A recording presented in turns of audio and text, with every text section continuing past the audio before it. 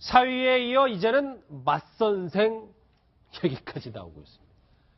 포문을 여는 친문 얘기를 해볼 텐데요. 이 본격적인 이야기에 앞서서 오늘 오전에 문재인 전 대표 자문그룹 10년의 힘 위원회가 출범식을 열었습니다. 오늘 오전 문재인 전 대표 목소리 같이 들어보시죠.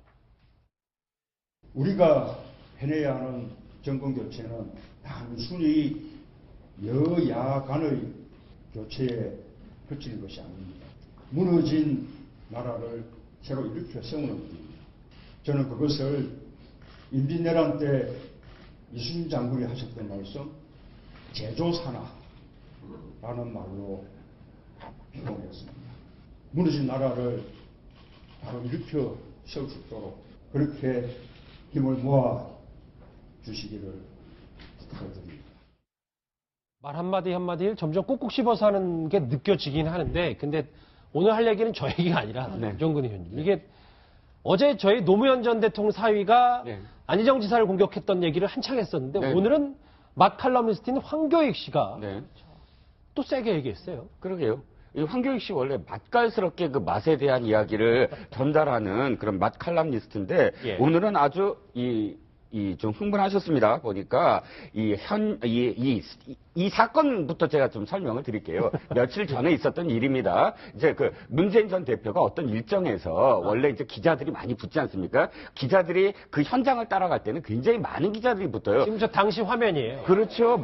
거의 이게 지금 말진 기자들이, 말진이라는 게 이제 막내 기자들이 많이 따라 붙습니다. 저러다 보면 이제 빨리 이제 누구라도 다 답을 얻기 위해서 이제 얘기를 하는데 맞아요. 문제는 좀 이렇게 좀 뿌리쳤어요. 그런 것들을. 근데 원래 좀 약속이 돼 있었어요. 자, 이제 백브리핑이라고 그래서 어떤 상황이 있으면 그 다음에 이거 좀 얘기해 준다고 했는데 그거 약속을 안 지키고 그냥 가버린 거예요. 그러니까 현장에서도 항의를 하고 그 다음 날에도 문재인 대표한테 현장 기자들이 항의를 했습니다. 그런데 그 다음에 항의했는데 아이 그래 그러면 일단 앞으로는 이렇게 소통을 잘 해보자 이렇게 넘어갔으면 됐는데 그 다음 기자들이 항의할 때도 사실은 그걸 제대로 받아들이지 않았어요. 그러니까 이것이 지금 어떤 문재인 대표한테 우호적이지 않은 기자들이 가서 질문하고 이런 게 아니라 현장 기자들, 그러니까 원래 마크맨이라고 그래서 후보들, 대선 후보들을 쫓아다니는 계속 따라다니죠. 마크맨들이거든요. 그런데 그러니까 이제 기자들 내부에서 굉장히 불만이 많았어요. 아니 소통을 그렇게 하신다면서 왜 이런 소통을 제대로 못하느냐. 근데 또 이 더불어민주당의 공보 담당자가 또 기자들한테 화를 낸 거예요. 아니 나한테 얘기하면 됐지 왜 대표한테 직접 얘기하냐. 이러니까 기자들도 더 기분이 좀 그걸 보고 황교익 씨가 근데 그걸 보고 이제 황교익 씨가 뭐라 그랬냐면 아니 대통령한테는 제대로 질문도 못하면서 아니 문재인이 만만하냐? 뭐 거의 그런 좀 뉘앙스만 전달해 드리겠습니다. 그래서 너무 흥분하셨는데 사실은 그런 상황은 아니라는 것이죠. 그러니까 소통을 진짜 하시고 싶다면 반기문 총장이 나쁜 놈들 이런 거 한 것처럼 그렇게 하지 마시고 물론 힘드시더라도 현장 기자들과 좀 소통을 원활하게 하는 모습을 보여주셨으면 합니다. 근데 하여튼 그 문재인 전 대표가 한 건 아니지만은 황교익 씨가 기자들한테 기레기라고 한 건 그 말은 정말 막말이지 않습니까? 그리고 황교익 씨 입장에서는 그 KBS 사태가 돼서 억울한지 몰라도 KBS 얘기를 들어보면은요 다른 사람들도 지금 다른 교수나 이런 분들 다 출연을 갖다가 잠시 일시 정지시켰다는 겁니다. 황교익 씨 하나만 황교익 씨 아니라 그런 게 대해서 어떤 감정을 실은 듯이 해서 그 기자들한테 기레기라고 이런 막말을 내뱉으면 되겠습니까? 그게 문재인 전 대표한테 무슨 도움이 되겠어요? 시간 딱 잘 맞추셨습니다. 이규철 특검보가 브리핑을 하는데 좀 주목할 만한 얘기인데 들어볼게요. 시작하겠습니다. 먼저 수사 진행 상황 관련입니다. 특검은 어제 뇌물 의혹과 관련하여 이재용, 박상진, 황성수를 각 재소환하여 조사했습니다. 오늘은 의료 비리와 관련하여 문영표 전 보건복지부 장관 및 이임순 교수를 각 소환하여 조사 중에 있습니다. 또한 최경희 전 이화여대 총장에 대한 구속 전 피의자 신문을 진행하였고 오후 2시부터 유철균 이화여대 교수에 대한 공판 준비기를 진행하고 있습니다. 다음은 이재용 부회장 영장 재청구 관련입니다. 특검은 이재용 부회장에 대한 조사 결과를 종합하여 금년간 영장 재청구 여부를 결정할 예정입니다. 네, 질문 받겠습니다. 네, 말씀하십시오.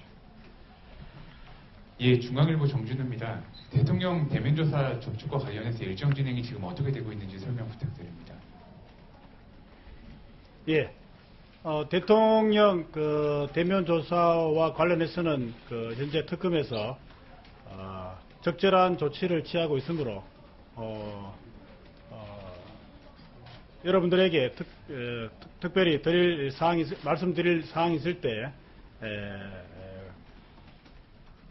말씀을 드리도록 하겠습니다. 따라서 이 부분에 대해서는 그 지난번의 사례를 고려해서 보도에 약간 신중을 기해 주시면 좋겠습니다. 지금 그렇게 구체적으로 이야기를 해주시지 않는 거는 박 대통령 측에서 대면조사가 이루어지기 전까지는 비공개로 해달라는 그 요청 때문인 걸로 해석을 하고 있으면 되나요? 그런 부분과는 이번에 그 대면조사에 있어서는 말씀드린 그런 사항과는 상관이 없습니다. 그러면 특검 쪽에서 지금 그 대면조사 일정 조율과 관련해서 기자들 언론 브리핑을 통해서도 이야기를 해주시지 않는 이유에 대해서라도 좀 이야기를 듣고 싶은데요.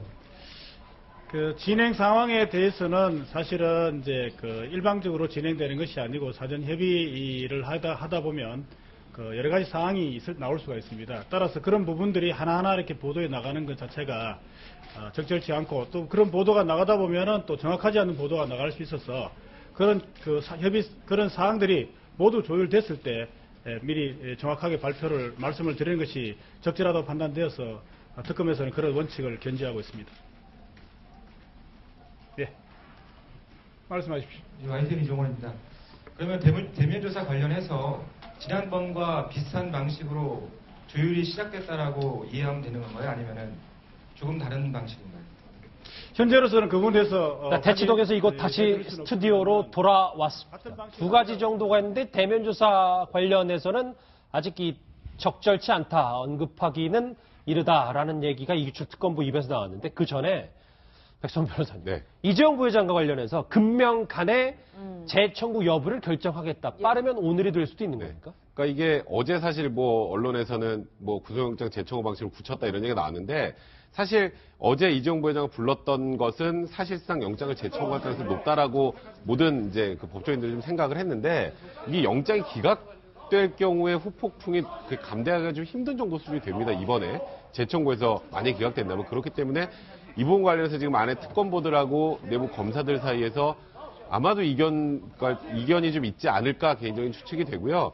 그런 부분들이 정리가 된다면 오늘 또는 내일 정도에는 이거 더 길게 끌기는 힘듭니다. 그러니까 영장을 청구하든 아니면 불구속 상태로 나중에 기소라든지 간에 그런 부분에 관해서 오늘 아니면 늦어도 내일에는 어떤 방식으로 결론이 나올 가능성이 높습니다. 알겠습니다. 특검 브리핑 의미 있는 내용이 또 나오면 저희가 속보로 다시 전해드리도록 하고요. 다시 아까 얘기했던 문재인 전 대표의 황교익 씨 얘기를 해볼게요. 이현정 의원. 네.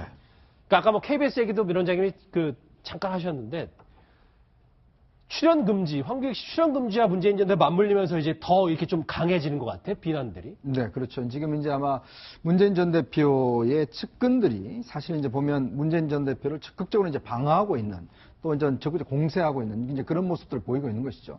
이게 뭐냐면 결국 지금 여러 가지 사안에 대해서 각자의 어떤 분들이 이제 뭔가 대응을 하고 있지 않습니까? 이런 것도 특히 이제 안희정 지사에 대해서 최근 여러 가지 지금 뭐 곽상원 변호사 노무현 대통령 사위가 언급한 걸 보면 결국 이제 문재인 전 대표의 대세론을 지키기 위한 이제 공세가 시작됐다. 저는 그렇게 보여집니다. 아하. 최근에 전인범 특정사령관의 여러 가지 논란이 있었지 않습니까? 예. 그러면서 뭔가 대세론을 하여튼 잠재울 만한 이런 것들에 대해서는 측근들이 나서서 특히 이제 유명세가 있는 분들이 나서서 적극적 공세를 하는 아마 그런 어떤 형태가 될 것 같은데 아마 앞으로도 조금의 유명세가 있는 영입된 분들이 적극적으로 이런 문제에 대해서 나설 가능성이 높습니다.